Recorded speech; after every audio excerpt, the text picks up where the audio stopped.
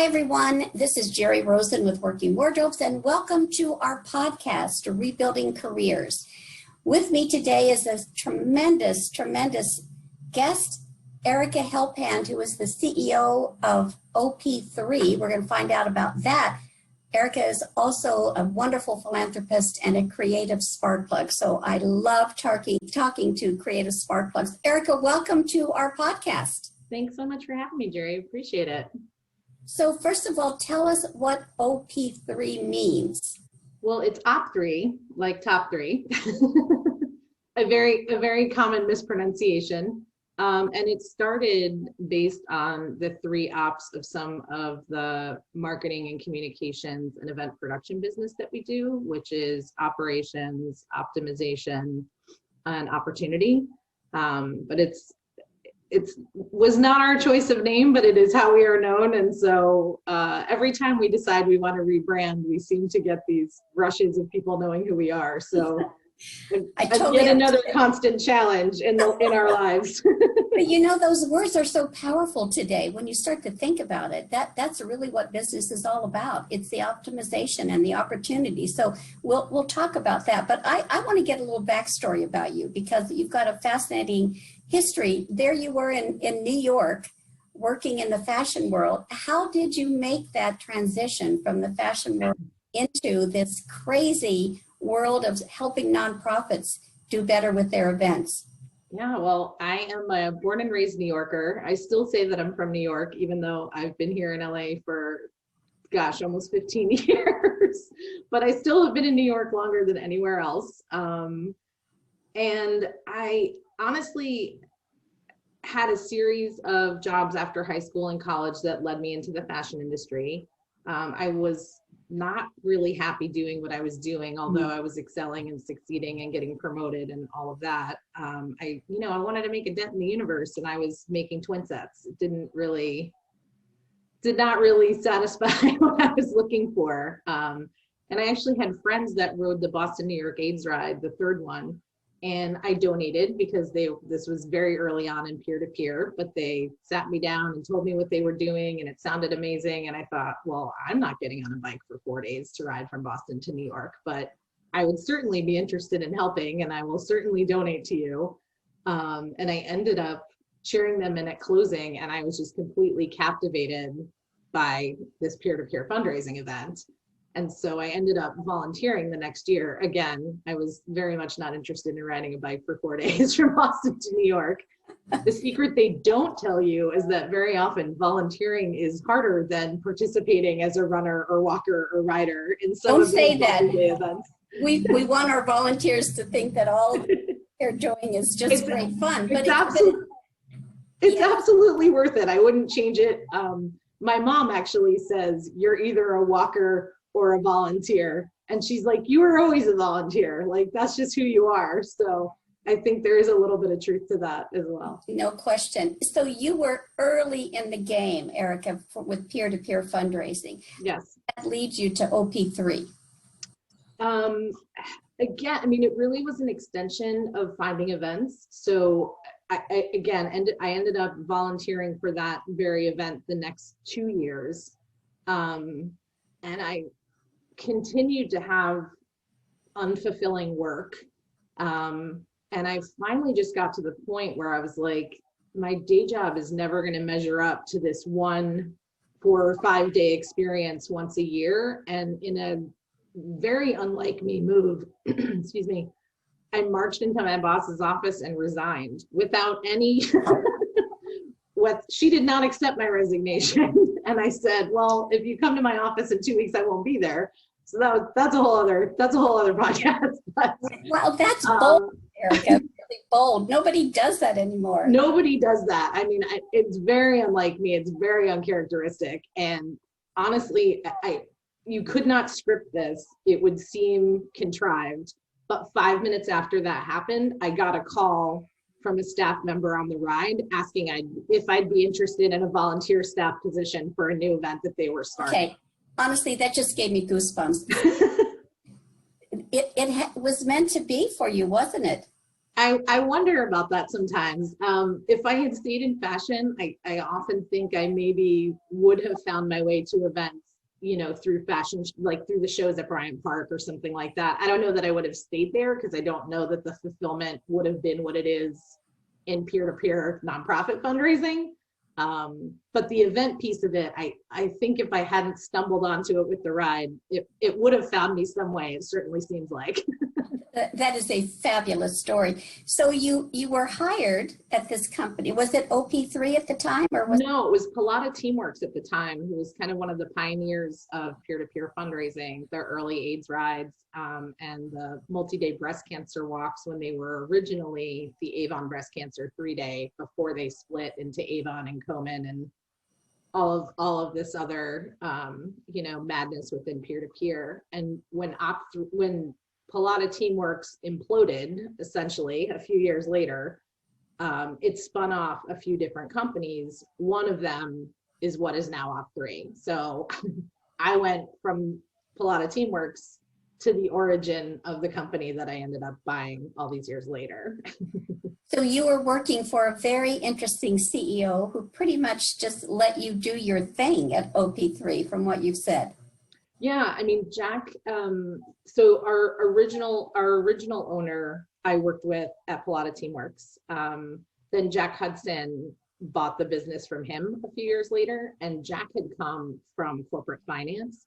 So he helped us so much with driving budget and some business related things. But in terms of the event side of things, like, he really didn't have much of a background in what I did, but he saw we were getting results. And so it was a very good situation in terms of having a lot of support and a lot of confidence, Right. but there wasn't as much for him to teach me sort of in my area of expertise. So you were teaching Jack about the event business. Give us an example, Erica. What were some of the events that you did that were just stellar in those days? In the early days of OP3 or in Pallotta Teamworks days, or just ever in my career? Yeah, ever. I mean, what's memorable for you? Some of our most memorable events way back when, two of the last events I did at Pallotta Teamworks were the European AIDS vaccine ride, which was a 7-day ride from Amsterdam to Paris, and the African AIDS trek, which was a 70-kilometer, 7-day trek in the Cedarburg Wilderness, which is about 3 hours northwest of Cape Town. And those two were pretty incredible experiences, partly because of how long they were, that we were still able to be in a little bit of an event bubble, just because we were somewhere where people weren't surrounded by social media and friends and family and that kind of thing. And partly just because events of that magnitude had such a high fundraising minimum that it was a much smaller group. So you really got to know participants, which was nice.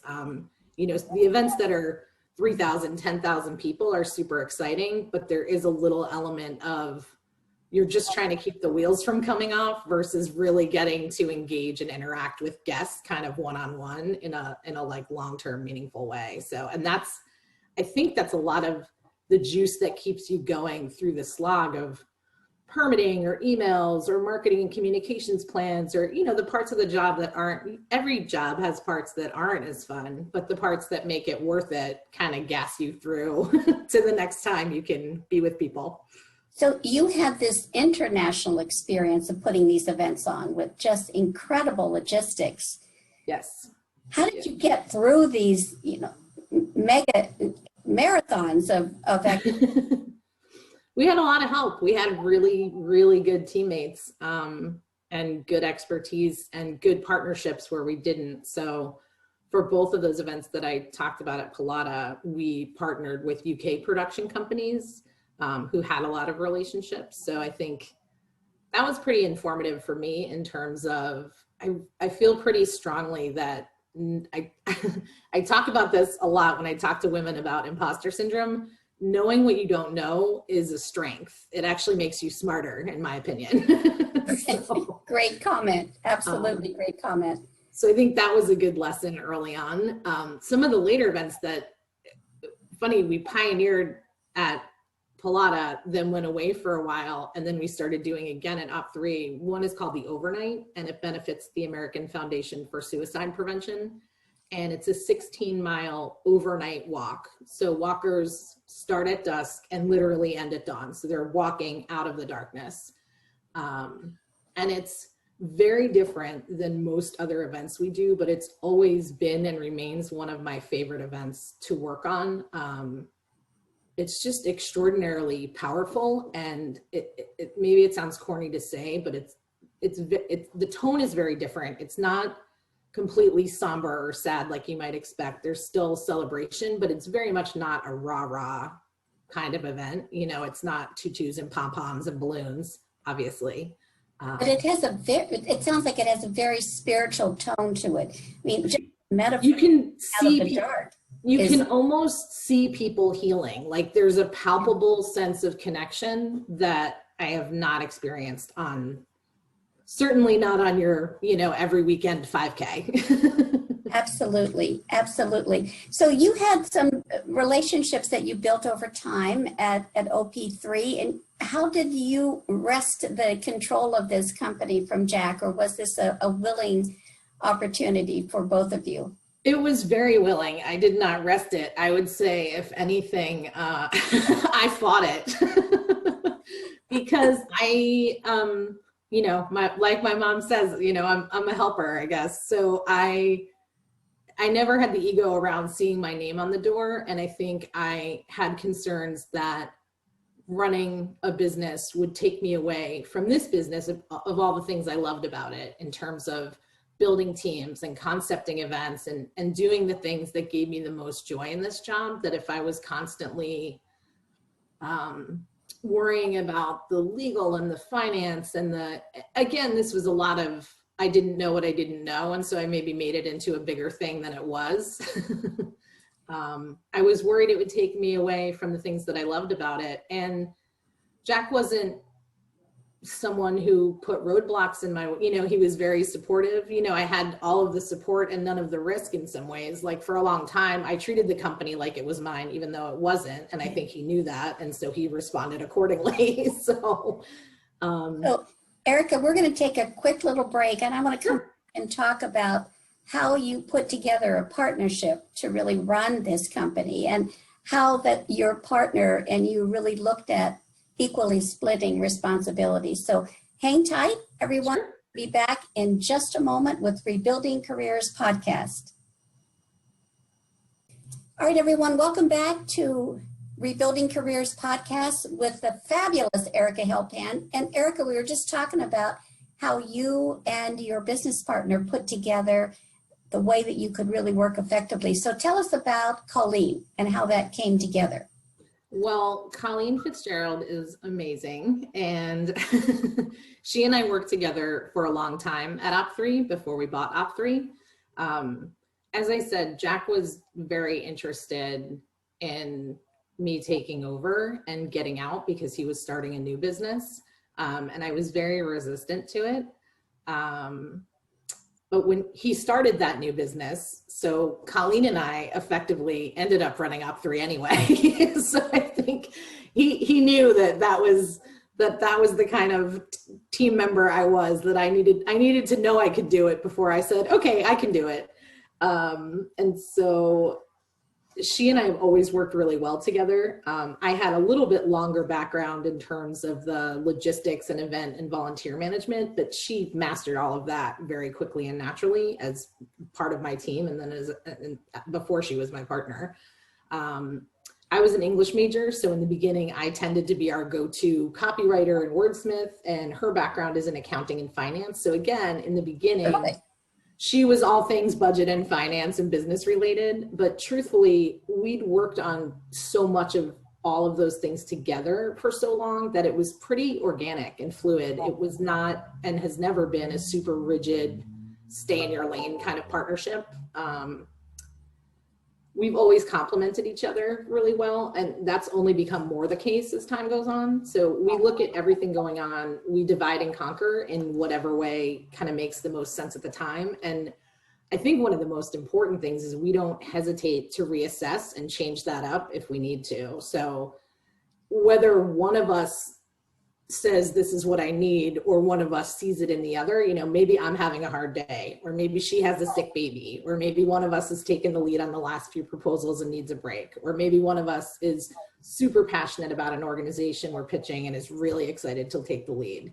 So we work to do the best we can with what we have, where we are at any given point, and we talk about it a lot so that we're never making assumptions, and we're really careful to make sure that resentments don't build up. So I can imagine a partnership like that always important in business, because you were somewhat a reluctant CEO, but when you went through the challenges that the whole world went through with COVID, how did your partnership survive, and what were the important lessons that you learned in getting through COVID?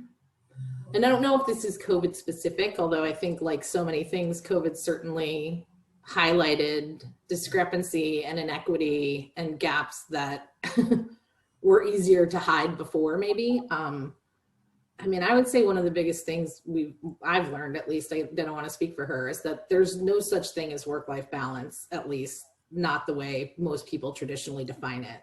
Just both are happening all the time, especially when you own the business. But the flip side is that most of the time with the right team and communication, you can also fit in all the work and life bits that are most important to you and design it in a way that works for whatever your situation is and however you want your life to look. And those bits that are important to you can change over a year or 5 years, or, you know, in an instant, like in the past year. So because COVID was such a bizarre experience and your work was really live event related, what happened? Your world had to be upside down.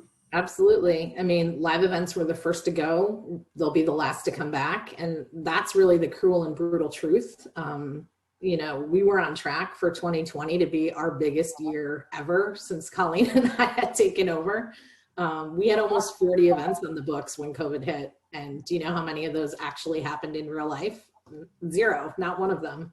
But we're still here, and I'm pretty proud of that. So we're talking resilience. That's Erica. That's something.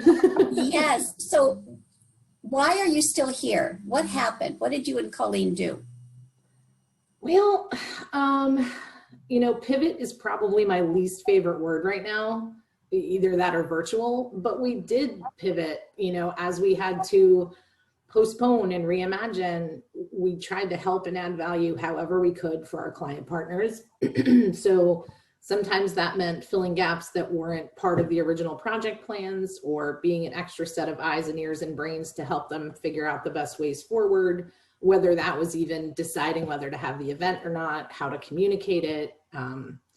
You know, we scrubbed autoresponders, we rewrote communications, we figured out ways to connect in the time of COVID. We found new video vendors, we rescripted ceremonies, we figured out how to broadcast smoothly from several offices across the country. We became COVID compliance experts because we knew that was what we would need next. We created guides and checklists. And I mean, a huge part of what we do is event concepting and development. And this year, the whole space needed to be rethought and reimagined. So I think it helps that we're not just logistics or just marketing or just anything. You know, our expertise is broad and holistic, and we're not afraid of expanding those skills. As much as we hate not being experts in something, we hate not being experts in something, so we're going to put in the time to figure out how to be experts at it if we're going to do it. So you came up with this concept, and it's not new, but obviously gamifying an event and what you could do to add value to your clients was so interesting. Give us an idea of what gamifying is all about for your clients today. Well, I mean, I think like anything else, fundraising can be super boring, or it can be really fun and engaging. So our team at OP3 really excels at creating events that are not only fun to be a part of, but ones that connect the client mission to the hearts of participants. You know, that's like looking for the big and micro moments, and all the ones in between is so much of what we spend time thinking about and talking about and pursuing. So to me, I think gamifying is really about 2 things. Number one, raising more money. frankly, you know, and two, using data to push engagement. So they're really good tools to create fun, engaging events that people want to do again and again. I think it's different than Twitch and Tiltify and, you know, Children's Miracle Network Hospitals has a program called Extra Life, where they've done live streams of gaming and celebrity gamers and that kind of thing. And that's not something we've gotten into all that much. I think bringing some of the tracking and engagement apps to a broader audience has been one of the positive things that's happened over the last year. Virtual and online engagement hasn't just been an afterthought. And I think that will be something that will stick with us as we move forward to probably hybrid before getting back to real life. Exactly. And I think that's a really part of what I'm hearing you talk about is the creativity that you're bringing to your clients, really taking all aspects of the marketing mix and figuring out how can we operate in this need for a virtual world. Any examples of gamification that you can share with us so we can get a sense of what that looks like? I don't know that there were any like super, and I don't have like a super standout that's like, this app is perfect for you. I think the broader thing is it's hard to not be consumed with what everyone else is doing when the world turns upside down like this. But I think a big message from us has been, don't be so consumed with what everyone's doing that you forget to be you, because what connects with Children's Miracle Network Hospitals constituents might not be what connects with Lung Cancer Research Foundation's constituents. And probably there's crossover, but who are the people that were coming to your event before? And who are the team captains that overperform in fundraising consistently? And who cares about your mission and is going to be a fan of you no matter what you do? Like, what are we doing to ask them what they want? And if they could change it, how they would change it? So Erica, what strikes me as so interesting is the level of engagement that you have with your clients. You really have formed very, very powerful partnerships with your clients so that you became really a counselor, a psychiatrist, I'm sure, getting through these issues with COVID. How do you build these powerful relationships with your clients? Well, I mean, I say this in almost every pitch meeting, and I feel like first Jack and now Colleen probably wants to kill me every time I say it. But one of the things I say in every pitch meeting is, we're not the only ones who can do this for you. Like event production and marketing and any individual part, let alone the soup to nuts of what we do, isn't rocket science. There are tools to help you. You can figure it out. There are other companies that do it. And so for me, one of the most important things is finding the partner that's the right fit for you. We might not be right for everybody. There may be organizations that want to write a check and show up on their event and not think about it. Or they want to make 4 decisions in the beginning and the rest is up to you. Like, that sounds dreamy, but it doesn't really ever end up being true. So I think if you want someone who's going to partner with you and collaborate and be an extension of your team and really care about your organization, because let's face it, a lot of these organizations that we work with, we have personal connections to as well. I lost both grandparents to Alzheimer's. So when I work on the Walk to End Alzheimer's, I'm there for Vi and Harry just as much as I'm there for everybody else that I'm, standing in DC trying to wrangle. And I love it. I think that is such an incredible connection. And we're going to take another quick little break. We're going to come back and talk to Erica about some other connections that she has in the world of philanthropy. So stay tuned. We'll be right back. Okay, everyone, welcome back. I'm with Erika Helphand, and oh my goodness, what a creative spirit she is. And thank you so much for sharing what COVID did to your world and everybody else's world upside down, but you landed on your feet. And in that process, so did your client. So what are you seeing long term once we're beyond, and I certainly hope we're all going to be beyond COVID at some point in time, what do you see happening for your clients in a post-COVID world?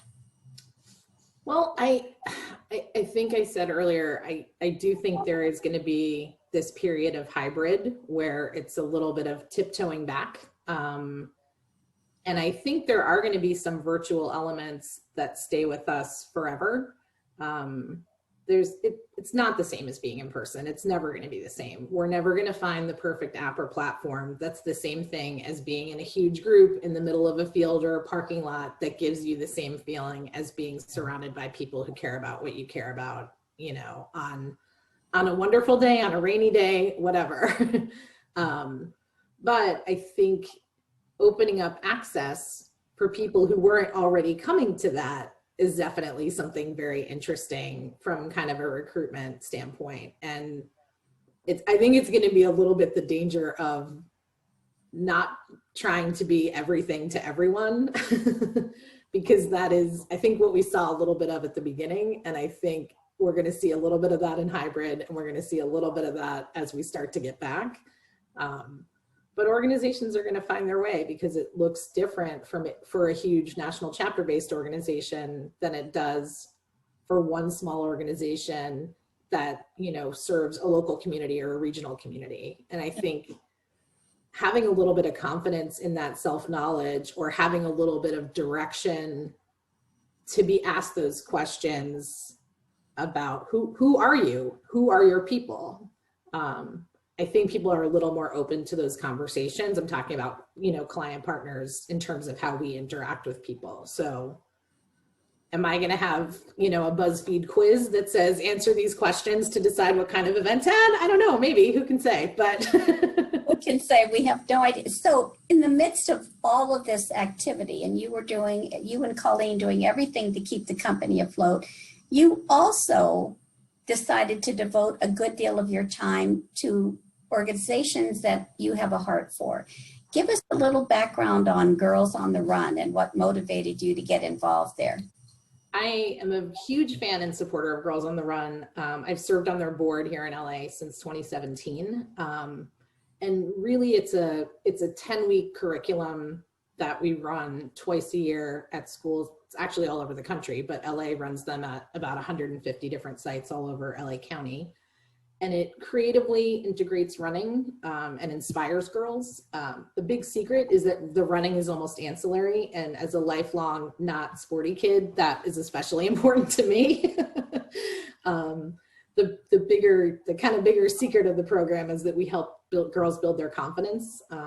We help them develop conflict resolution skills and communication skills so they can learn to use their voices. And also, right as they're starting to mean girls each other, if we can teach them to support one another rather than tear each other down, I think that's a hugely important intervention. Being a girl has never been easy, but it's tougher than ever. The stats are pretty staggering. Girls' physical activity starts to decline at 10 and drops through their adolescence. Their self-confidence peaks and then never regains that peak again at age 9. I mean, that one just hits me every time. And like 50% of 10 to 13-year-old girls experience bullying. And in the time of COVID, cyberbullying has increased more than 70%. So these are just unacceptable to me. And our curricula has the power to change those stats. Like there's a second longevity study in the works, but the first longevity study, we're positively impacting these girls forever, even if they only participate with us for a single 10-week season. And most of them participate more than once.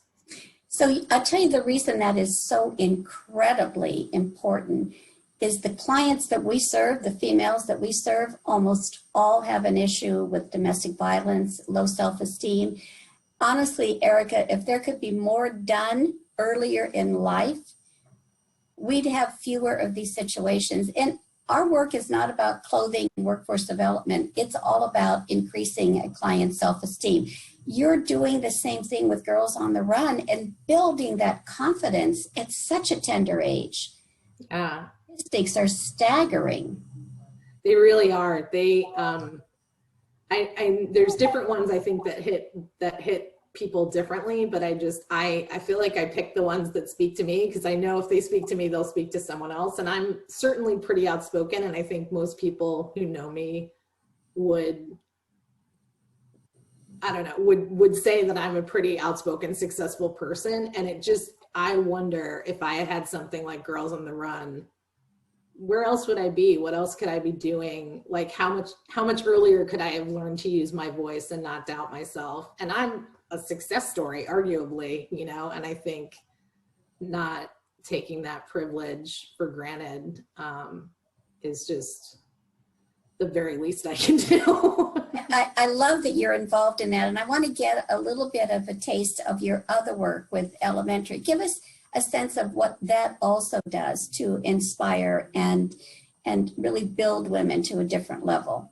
So Ellementary is a nonprofit. It's dedicated to advancing gender equity for women in nonprofit. And I co-founded it in 2018 after a very frustrated and animated discussion with 3 friends and colleagues at a women's leadership conference.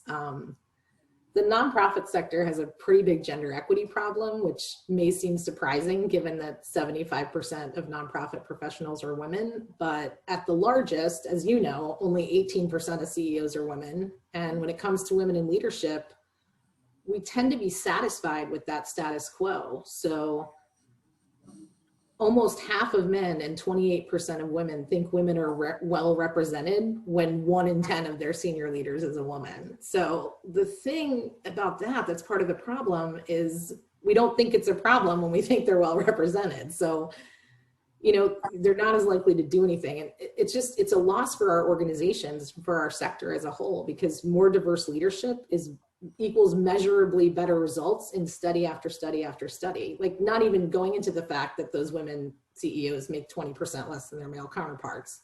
And it's exactly the same in the for-profit sector. I mean, and that is, I'm sure, a surprise for many people looking at the nonprofit sector, because it is dominated by so many more women. But I can see how very important these 2 organizations are in really creating a stronger voice for equity and equal pay. This is just a huge, huge part of your persona, Erica. I didn't realize it, but I guess, our whole sector is dedicated to leveling the playing field for other people. Like, I don't know how we can be so bad at doing it for ourselves. And again, we're talking about white women, like for Native women, for Latino women, for Black women, these gaps are so much worse. The stats are abysmal. And to add insult to injury, as you said earlier, COVID has made this much, much worse. Yes. So we're in a different place. We think, the vaccines are doing some good work. We think we're going to see the end of all this. Erica, if you were looking into the future, say by 2023, where do you want to see Girls on the Run? Where do you want to see Ellementary? Where do you want to see OP3, and where are you, Erica, leading the charge for organizations? Hopefully I'm still doing good things with Girls on the Run. For Ellementary, truthfully, I'd like it to get the benefit of some dedicated time investment. It gets sidelined and backburnered, as inevitably happens with your passion project when things get busy. So that's an action item for me, is creating some plans around that.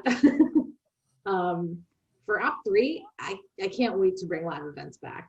I mean, growth and greater visibility and reach, which, like this podcast, so thanks for having me, Jerri.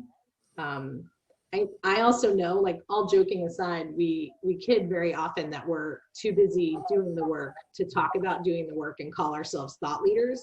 Yes. But there is some truth to that. And I know it means doing a better job marketing ourselves.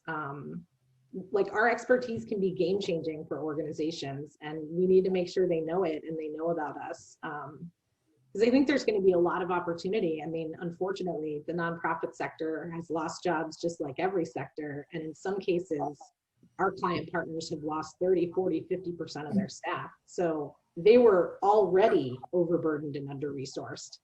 So to try to do more with less in the after times is just going to be impossible for them without some help. So I do think the nonprofit sector as a whole has the opportunity to get smarter about making some some of these gig economy changes work for them and to run their business side much more efficiently.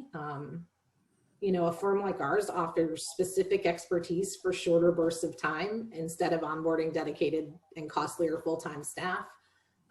We have a network of contractors who want to work flexibly like that, whether it's they want to work on this 3-month project, or they need to be done by 2:30 every day to pick their kids up from school, or whatever their situation is. And because we've worked remotely and events are just weird hours, I think we were kind of uniquely positioned to handle that before. So it wasn't really so much of a change for us to roll with.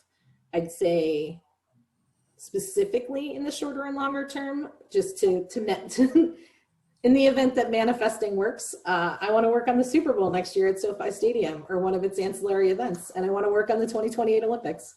Absolutely. Absolutely. I love the vision, Erica, and I love, honestly, the creativity and the opportunity just to be as flexible and resourceful and resilient as you are. And honestly, your opportunity to work on the lives of young women and to work on the lives of women in the nonprofit sector, you're doing extraordinary work as a thought leader and as a business leader. So from one CEO of a nonprofit, may I just say, Erika Helphand, thank you so much for what you're doing. Thank you for being a wonderful guest on our podcast. And may your business flourish so that you can help Ellementary and Girls on the Run even more, because honestly, those missions are critical. And I love what you're doing. I want to be able to help you at some point in the future. So let's figure that out. Same. I'll do the same. Thank you so much for having me, Jerri. Really appreciate it. Thank you for tuning in to Rebuilding Careers, our podcast with Working Wardrobes. I'm Jerri Rosen, and we'll see you again very soon.